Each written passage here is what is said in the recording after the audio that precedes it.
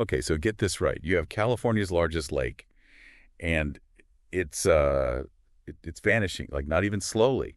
And what it leaves behind, I mean, it's not pretty. Hmm. We're diving into the Salton Sea today, kind of an ecological mystery. And we've got this recent study that uses this really awesome community-based research to kind of figure out what is going on. Yeah, and what's really interesting is how this research brings together hard science with community involvement. So we're talking about the environment, sure, but also about real people, like living with the consequences of all this. So it's an ecological puzzle for sure. Okay, yeah, so like paint the picture for me. The Salton Sea. How did we even get to this point? Well, so unlike most lakes, the Salton Sea wasn't always there. It was actually formed by accident way back in the early 1900s because of this huge flood. And now this policy change that's diverting water from the Colorado River to San Diego, it's causing the lake to shrink and fast. Whoa, hold on. Diverting water, I'm guessing that's a big part of the problem, right? Oh, absolutely. Less inflow means faster evaporation, and that leads to the shoreline receding, which exposes the lake bed. But here's the thing, right? That lake bed is packed with agricultural runoff. So we're talking fertilizers, pesticides, all sorts of chemicals. Oh, okay, so it's not just mud we're talking about. Yeah. What happens when all that stuff dries up? It becomes dust, and not just any dust. This stuff is loaded with pollutants that can cause some serious health problems for people living nearby. It's a recipe for respiratory issues and possibly even worse. Yikes. Yeah, that's a scary thought. And how much are we talking about here? How bad is this shrinking? Well, this study predicts that the shoreline will recede by a massive 150 meters by 2030, and then another 172 meters just 10 years after that. So without some pretty serious intervention, this problem's only going to escalate. We're talking about a public health crisis in the making. Okay, yeah, that's alarming. Yeah. But I know the study also had a unique research method, right? Something about balloons. Yes. This is where it gets really cool. Local youth and residents actually got involved using balloon mapping to track the changes at the Salton Sea, and it's a much more affordable and accessible method compared to, say, relying solely on drones. So walk me through how this works. Balloons and mapping. How do those two go together? Well, they attached cameras to balloons and floated them about 200 feet above the shoreline, capturing these high-resolution images for analysis. And they even compared these images to satellite pictures from 2002 to see just how dramatically the shoreline has changed. That's clever, but why balloons? Was there something specific about that approach? Yeah, so drones can be expensive, Mm. and they require specialized training. Balloon mapping provides a more affordable and accessible option, and it's perfect for engaging the community directly in the research process. So this wasn't just about collecting data. It was about getting the community involved in understanding their environment. Yeah. Were they eager to participate? Oh, absolutely. The community was incredibly motivated. They want to understand the problems facing the Salton Sea, and ultimately they want to be part of the solution. They want to live near a lake. They can be proud of a healthy lake. So this research wasn't just some academic exercise. It was driven by the community's desire for change. That's powerful. Now, I know diverting water from the Colorado River was a big decision. Were there any other factors at play that led to this situation? Yeah, this is where the story gets more complex. You see, the decision to divert water was driven by the growing needs of San Diego, a major metropolitan area. Right. Everyone needs water. But how did we end up in a situation where we're essentially choosing one community over another?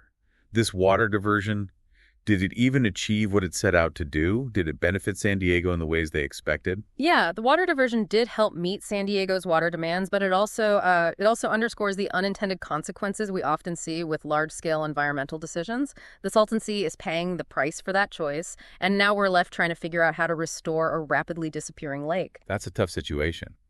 We've got a lake turning to dust, a community at risk, and this innovative research project trying to sound the alarm. But what are the options here? What can be done to fix this? Well, there's no easy fix, unfortunately. It's a complex issue with multiple layers. We're talking about environmental restoration, public health, and economic considerations all tangled up together. So where do we even begin? Like, what are some of the ideas being tossed around to tackle this? There have been a few proposals over the years. Some involve importing water from other sources, maybe even desalinated ocean water, which is expensive, but it might be necessary.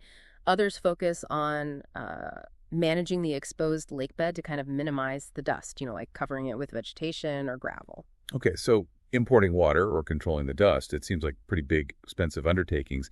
Are there any solutions that might also benefit the community economically?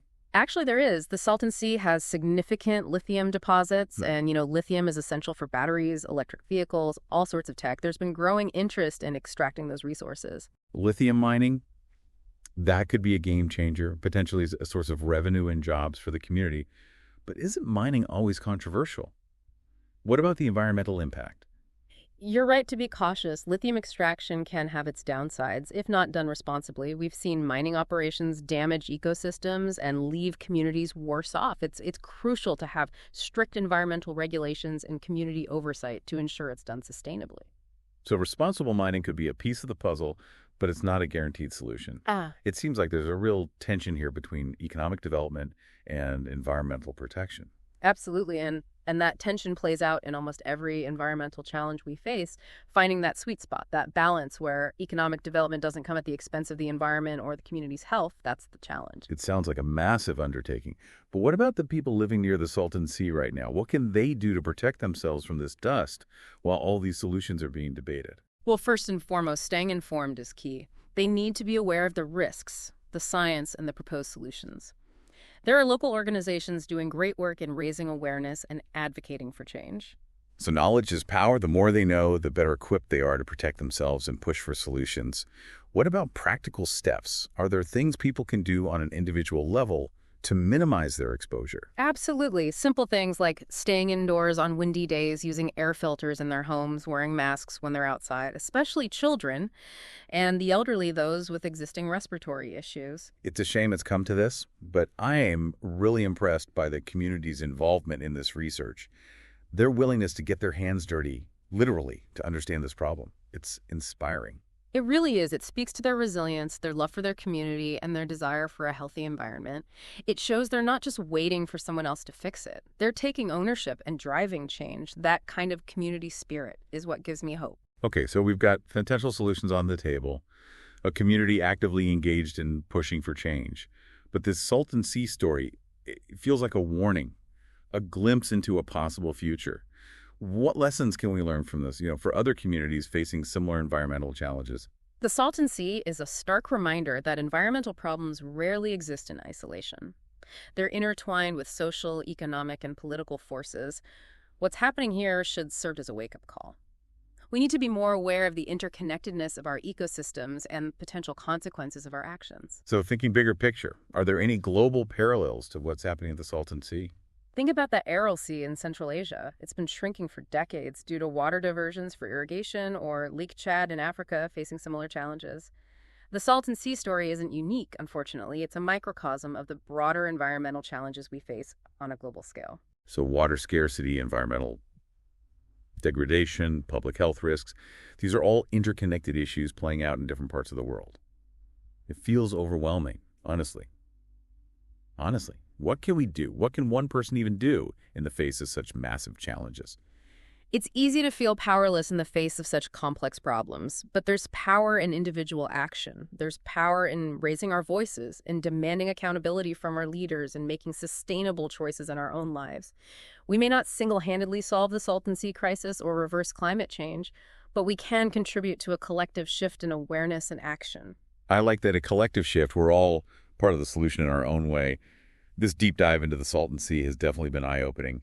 I'm left with a sense of urgency, but also a glimmer of hope that with informed action we can turn things around. So we talked about the Salton Sea's history and that alarming rate at which it's shrinking and the potential solutions being considered. But I keep coming back to the community's involvement. They seem determined to make a difference. What can other communities facing environmental challenges learn from their example? Well, the Salton Sea story really highlights the power of citizen science and community engagement. These residents didn't just sit back and wait for someone else to fix the problem. They took the initiative, partnered with researchers, and used innovative, accessible technology to understand the changes happening right in their own backyard. Yeah, that balloon mapping project was pretty ingenious. It seems like they really embraced that do-it-yourself spirit.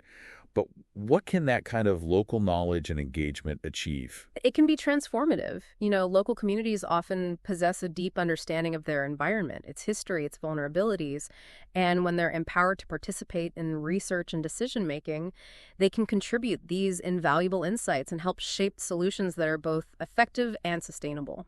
So it's not just about scientists coming in from the outside. It's about collaborating with the people who live there, the people who know the land best. But let's be realistic. Can community action really move the needle on such complex issues?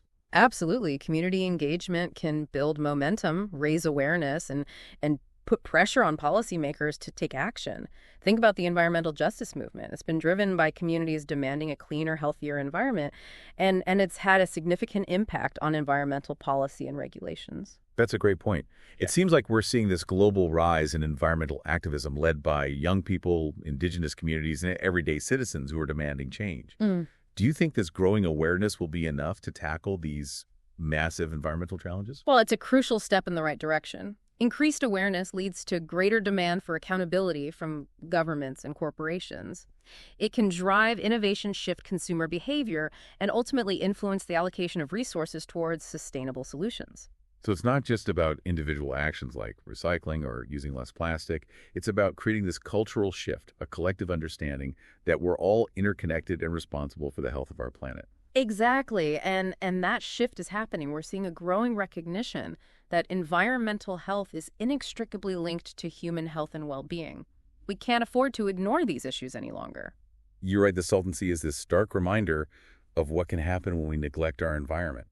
It's a wake-up call. Yeah. But it's also a testament to the power of human resilience and ingenuity. I agree. This deep dive has shown us the complexities of environmental challenges, but it's also revealed the potential for positive change through community action, scientific innovation, and a collective commitment to finding solutions. That's a powerful message to end on. We all have a role to play in protecting our planet, and even seemingly small actions can contribute to a larger movement for change. Thanks for joining us on this deep dive into the Salton Sea. I hope it's inspired you to learn more, get involved, and be part of the solution.